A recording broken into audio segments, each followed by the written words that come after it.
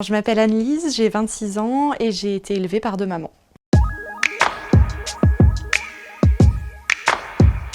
Mes deux mères se sont rencontrées en 1987, elles ont rapidement eu le projet d'avoir des enfants et malgré le vide juridique qu'il y avait en France à cette époque, elles n'ont pas pu avoir accès dans leur pays. Elles ont donc été en Belgique et elles ont eu recours à une PMA avec tiers donneur anonyme puisque c'est la loi en Belgique. Je témoigne parce que je voudrais donner de la visibilité à la diversité de nos familles, aussi parce que c'est important pour moi de donner la parole aux personnes concernées et pas uniquement aux experts ou aux pseudo-experts. Et enfin parce que c'est un sujet qui est quand même beaucoup d'actualité parce qu'en ce moment il y a le débat sur le projet de loi relatif à la bioéthique qui est encore en cours et dont l'article 1er ouvrira la PMA à toutes les femmes.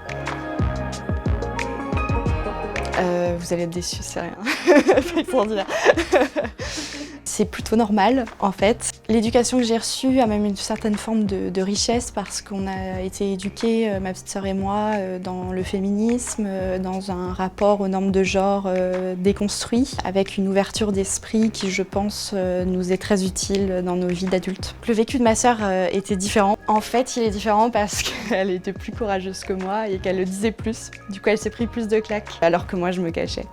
En tout cas, je nous cachais un certain temps. Et peut-être aussi parce qu'effectivement, elle était au lycée au moment de la manif pour tous. Ça a été une période très très difficile, où j'ai pris conscience de la violence de l'homophobie qu'il y avait en France, et du combat politique aussi que je pouvais mener.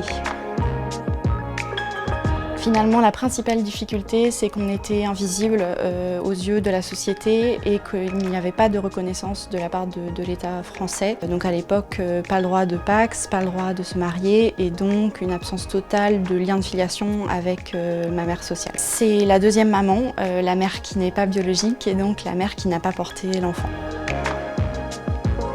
Il y a une forte injonction à être parfaite, à avoir réussi et finalement à correspondre aux normes et à ce qu'on attend de moi. Ce qui est injuste parce que c'est pas quelque chose qui est attendu de la part des enfants de couples hétérosexuels. Finalement, c'est une question de normes. Comme il y a quelques années, on demandait aux enfants de divorcer, de se justifier de leur réussite et de leur santé. Aujourd'hui, c'est aux enfants de couples de femmes que l'on demande. En fait, ça commence quand je rencontre des jeunes LGBT et que je me rends compte qu'il y a des gens de mon âge qui doutent de leur capacité à être des parents.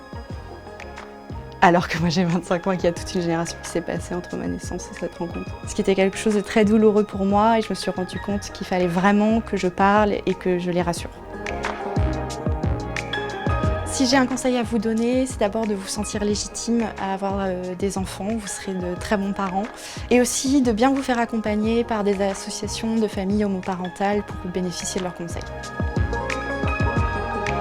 Salut mademoiselle!